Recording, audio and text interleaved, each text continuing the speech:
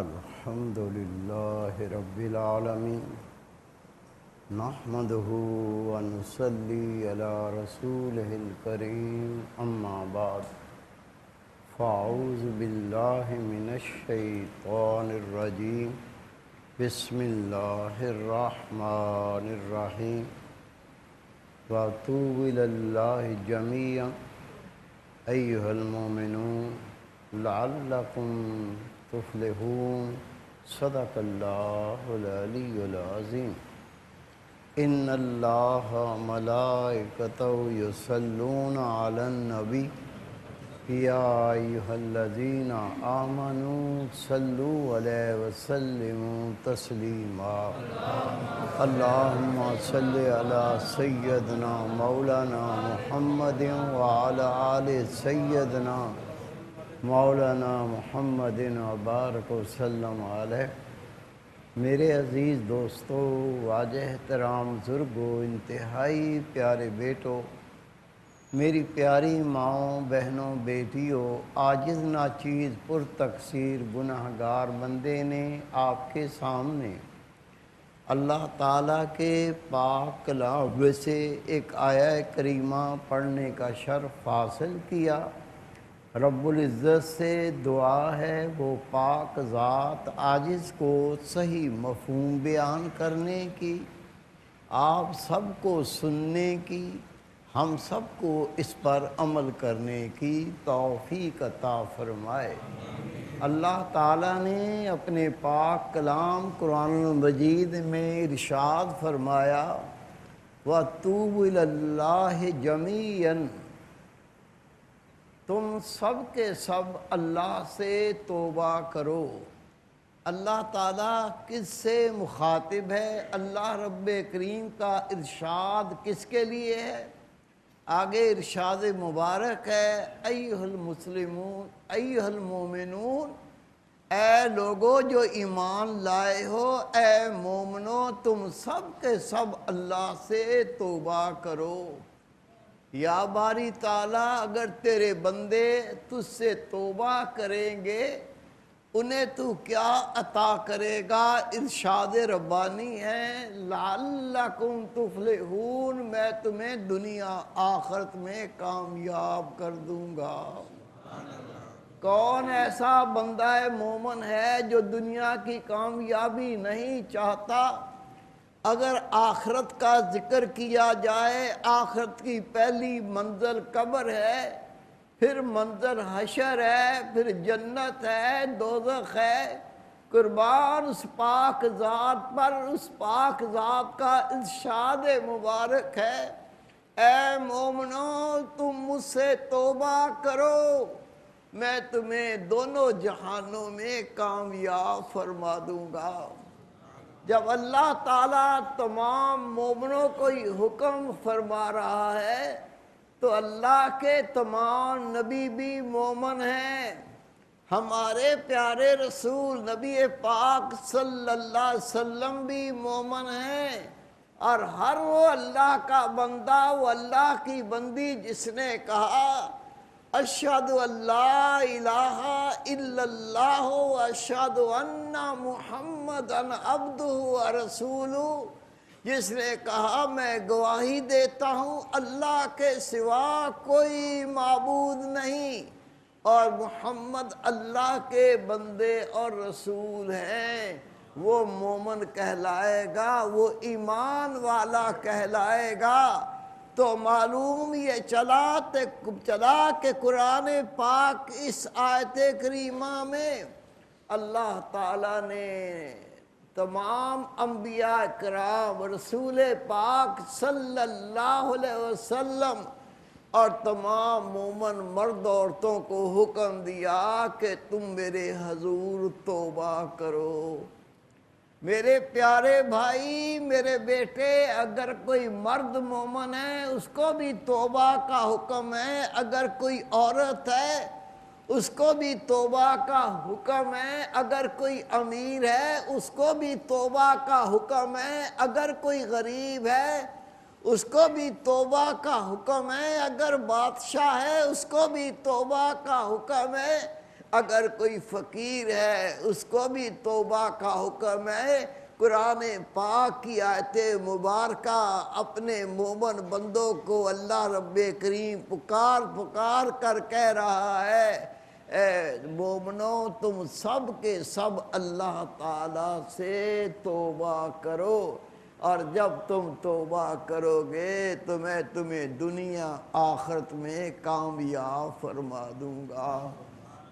اسی آیت مبارکہ کے عین مطابق نبی پاک کی حدیث پاک ہے، اے میرے پیارے صحابہ، اگر مومن اپنے گناہ سے توبہ نہیں کرے گا اللہ اس کے گناہ کیوں معاف کرے گا؟ معلوم یہ چلا جو اللہ سے بخشش مانگے گا، جو اللہ سے مغفرت مانگے گا، جو اللہ کے حضور اپنے گناہ کی توبہ کرے گا اللہ اس کو بخش دے گا، اللہ اس کی مغفرت فرما دے گا۔ لیکن ہمیں معلوم ہونا چاہیے کافر گناہ کرتا ہے، اس کو پتہ بھی ہے میں یہ گناہ کرتا ہوں، لیکن سب سے پہلے کافر کو اپنے کفر سے توبہ کرنی ہے۔ اگر وہ کفر سے توبہ نہیں کرے گا، اپنے گناہ کی توبہ کرے، جو اس نے بدکاری کی ہے، جھوٹ بولا، دھوکہ دیا، کسی کو قتل کیا، اگر کافر ہے تو اس کی توبہ قبول نہیں۔ لیکن جب وہ کفر سے توبہ کر لیتا ہے، ایمان قبول کر لیتا ہے، اللہ نے ایمان والوں کو یہ اعزاز دیا ہے جب اللہ کے حضور اپنے گناہوں کی توبہ کریں گے اللہ رب کریم ضرور بضرور ان کے گناہوں کو معاف فرمائے گا۔ کئی لوگ اس آیہ کریمہ کو پڑھ کے گمراہ ہو جاتے ہیں، وہ یہ کہنے لگتے ہیں دیکھو نبیوں کو بھی حکم ہے، ولیوں کو بھی حکم ہے، لوگوں کو ہم کو حکم ہے اپنے گناہ کی توبہ کرو، تو پتہ چلا نبی بھی گناہ کرتے ہیں۔ کم عقل بیوقوف، اللہ کے نبی معصوم ہوتے ہیں، اور میرے پیارے محبوب نبی پاک تو نبیوں کے بھی سردار ہیں، نبیوں کے بھی امام ہیں۔ اب میں آپ کو سمجھانا چاہتا ہوں ان کو توبہ کا حکم کیوں دیا گیا۔ جس طرح ابھی آپ سے عرض کی، ایک کافر ہے، ایمان نہیں لایا، اگر وہ توبہ کرنا چاہتا ہے اس کا پہلا قدم کفر سے توبہ ہونا چاہیے، وہ کفر کو چھوڑ کے ایمان لے آئے اور اس کے بعد اپنے گناہ سے توبہ کرے۔ اس کے بعد جو عام بندے ہیں جیسے ہم ہیں، قدم قدم پہ گناہ کرتے ہیں، قدم قدم پہ ہم سے خطا ہوتی ہے، عام بندے کے لیے حکم یہ ہے وہ اپنے گناہوں سے توبہ کرے۔ اس کے بعد اللہ کے خاص بندے آتے ہیں، ان خاص بندوں کو بھی توبہ کرنی ہے، لیکن انہوں نے توبہ کرنی ہے ان گھڑیوں سے جن گھڑیوں میں اللہ کا ذکر نہیں کیا۔ میرے پیارے بھائی، میرے بیٹے، اللہ کے خاص بندے غفلت کی گھڑیوں سے توبہ کرتے ہیں، یا اللہ میں نے جو غفلت میں زندگی گزار دی، تیرے ذکر کو میں نے جن گھڑیوں چھوڑ دیا، تیرے ذکر سے میں جب غافل ہو گیا، میں ان گھڑیوں سے رب کریم تیرے سامنے توبہ کرتا ہوں۔ اب ان کے بعد آتا ہے انبیاء کرام کا مقام، میرے پیارے رسول کا مقام، اللہ کے رسولوں کا مقام۔ میرے بھائی، میرے بیٹے، وہ کس بات سے توبہ کرتے ہیں یہ بھی سمجھ لیں۔ اللہ تعالیٰ نے اپنے تمام بندوں کو پیدا کیا اپنی محبت اور معرفت کے لیے۔ ایک اللہ کا بندہ، رب کی بندی جتنی چاہے اللہ کی محبت حاصل کر لے، جتنی چاہے اللہ کی معرفت حاصل کر لے، لیکن وہ انتہائی حد تک نہیں پہنچ سکتا۔ ہر کوئی جو بھی انبیاء کرام ہیں اپنی قوت کے مطابق اللہ کی محبت حاصل کرتے ہیں، اللہ رب کریم انہیں اپنی محبت عطا فرماتا ہے، لیکن اس کا تو مقصد ہی اللہ کی محبت اور معرفت حاصل کرنا تھا۔ اب جو کمی رہ گئی ہے، کمی تو رہے گی کہ اس کی کوئی انتہا ہی نہیں ہے، اس محبت کی کوئی انتہا ہی نہیں ہے۔ یہ جتنی چاہے اللہ کی محبت حاصل کر لے، لیکن وہ کم ہی گنی جائے گی۔ جو کمی ہے وہ اس کے اوپر اللہ سے توبہ کریں گے، یا اللہ تیرا حق تو یہ تھا، میں تیری کامل محبت حاصل کرتا، تیری کامل معرفت حاصل کرتا، لیکن کیونکہ اس کی حد ہی کوئی نہیں ہے، اس لیے جو میں نے محبت حاصل کی ہے، وہ جو کمی رہ گئی ہے اس پہ میں توبہ کرتا ہوں۔ میرے پیارے بھائی، میرے بیٹے، عذر شریعت میرے نبی پاک کے دین کے مطابق توبہ کے معنی کیا ہے؟ لغت میں کہتے ہیں رجوع کرنا، لوٹ آنا۔ جب کوئی بندہ غفلت کرتا ہے، گناہ کرتا ہے یا محبت میں کمی کرتا ہے، یہ اللہ سے دور ہوتا ہے، گناہ کر کے بھی اللہ سے دور ہوتا ہے، اللہ کا ذکر چھوڑ کے بھی اللہ سے دور ہوتا ہے، اور اگر کامل محبت حاصل نہیں کر سکا تو یہ بھی اللہ سے دور ہوتا ہے۔ یہ بندہ اگر واپس اللہ کی طرف لوٹ آئے، اس کو کہتے ہیں توبہ۔ لغت میں توبہ کے معنی اللہ کی طرف رجوع ہو جانا، یا اللہ گناہ چھوڑ دیے، میں تیرے در پہ آ گیا، یا اللہ غفلت چھوڑ دی، میں تیرے ذکر میں لگ گیا، یا اللہ جو محبت میں کمی تھی اس پہ میں ندامت کر کے توبہ کرتا ہوں۔ یہ ہے اللہ سے دوری ختم کر کے اللہ کے قریب آ جانا۔ لیکن رسول پاک صلی اللہ علیہ وسلم کی شریعت پاک کے مطابق توبہ یہ ہے کہ گناہ کو برا سمجھتے ہوئے فوراً چھوڑ دے۔ ایسا نہیں کرنا میں اب اگلے ہفتے سے نماز پڑھنا شروع کروں گا، میں اگلے ہفتے سے داڑھی رکھنا شروع کر دوں گا، میں اگلے ہفتے کسی کی ماں بہن بیٹی کو گندی نظر سے نہیں دیکھوں گا، یہ بڑا گناہ ہے۔ جو کہتا ہے اگلے ہفتے، اگلے دن، اگلے مہینے میں یہ گناہ چھوڑ دوں گا، میرے بھائی یہ بہت بڑے خسارے میں ہے، بہت بڑے نقصان میں ہے۔ حضرت عبداللہ ابن عمر رضی اللہ تعالیٰ عنہ فرماتے، اللہ کے رسول نے فرمایا جو کہتے ہیں ان قریب ہم گناہ چھوڑ دیں گے، وہ تو تباہ ہو گئے، وہ تو برباد ہو گئے، وہ ہلاک ہو گئے۔ حضرت عبداللہ ابن عباس رضی اللہ تعالیٰ عنہ فرماتے ہیں لوگ گناہ کرنے میں جلدی کرتے ہیں، توبہ کرنے میں دیر کرتے ہیں، اور کہتے یہ ہے ہم ان قریب گناہ کرنا چھوڑ دیں گے۔ وہ گناہ کرتے رہتے ہیں، پھر ان کی موت آ جاتی ہے اور گناہ نہیں چھوڑتا۔ کیا معلوم چلا؟ جو یہ کہتا ہے میں ان قریب گناہ چھوڑوں گا، اسی لیے ہلاک ہو گیا، اسی لیے تباہ ہو گیا کہ گناہ نہیں چھوڑتا، اور موت گلا گھوڑ دیتی ہے، بندے کی موت آ جاتی ہے۔ یہ موت نقصان کے سوا کچھ نہیں۔ میرے پیارے بھائی، میرے بیٹے، حضرت محمد بن کعب رضی اللہ تعالیٰ عنہ نبی پاک صلی اللہ علیہ وسلم کے پیارے اصحابی، آپ سے پوچھا توبہ کیا ہے؟ آپ نے فرمایا 4 چیزوں کا مجموعہ توبہ ہے۔ عرض کی حضرت ہمیں آگاہ فرمائیں وہ 4 چیزیں کیا ہیں جو توبہ کے مفہوم کی وضاحت کرتی ہیں؟ آپ نے فرمایا سب سے پہلا جو تائب ہوتا ہے، اپنے گناہ پہ توبہ کرتا ہے، وہ اپنی زبان سے استغفار پڑھتا ہے۔ کیا معلوم چلا؟ اپنے گناہوں کو یاد کر کے اللہ کے سامنے نادم ہو کر یہ اللہ سے بخشش مانگے، اللہ سے مغفرت مانگے۔ سب سے پہلا توبہ کا یہ حصہ ہے کہ مومن اپنی زبان سے استغفار پڑھے۔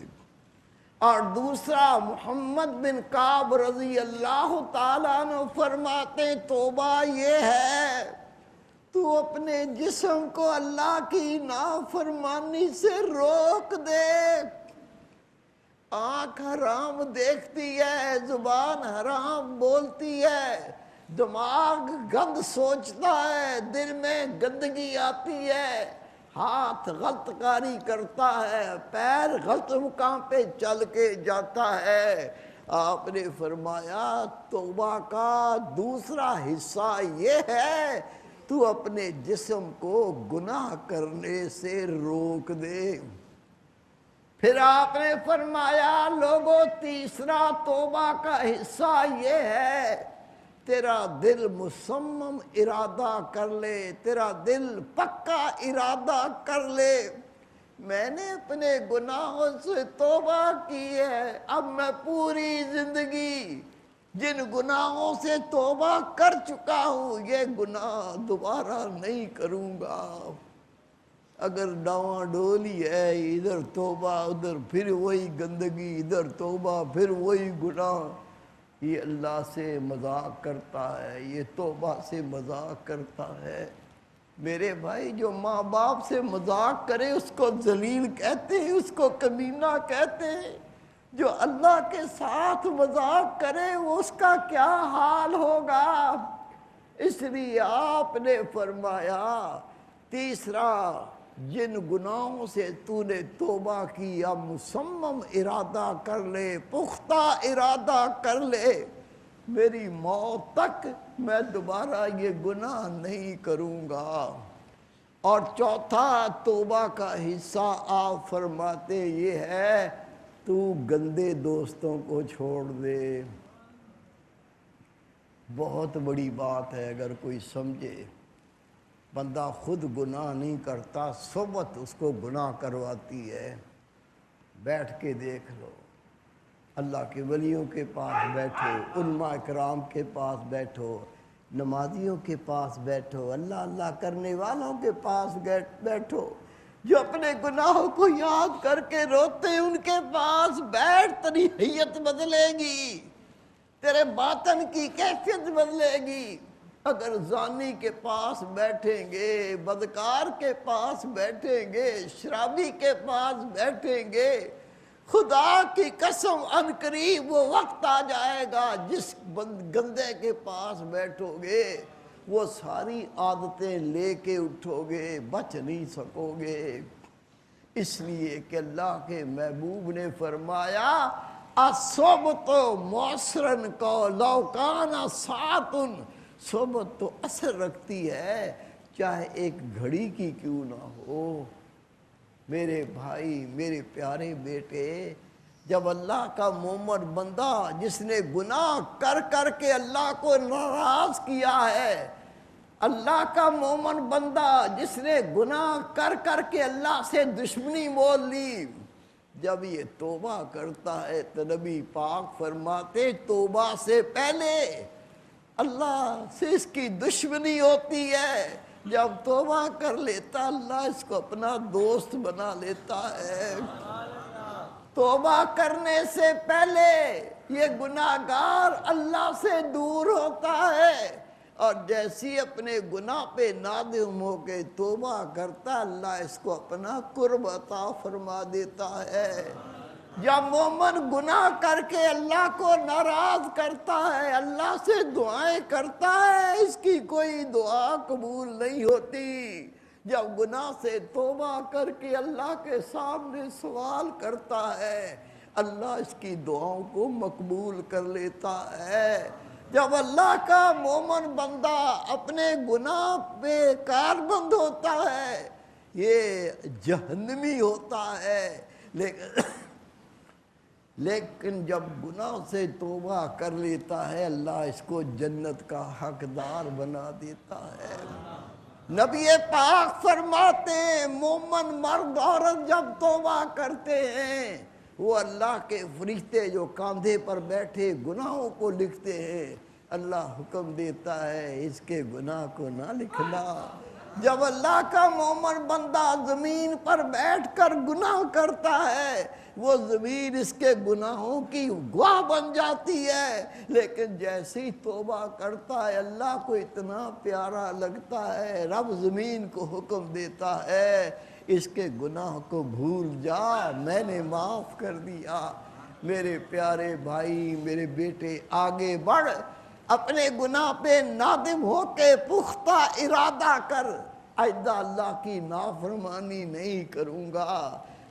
برے دوستوں سے الگ ہو جا، ان کی صحبت ہمیں کہیں تباہ نہ کر دے، اور تیری زبان پر اللہ سے فریاد ہونی چاہیے، یا اللہ میری بخشش فرما دے۔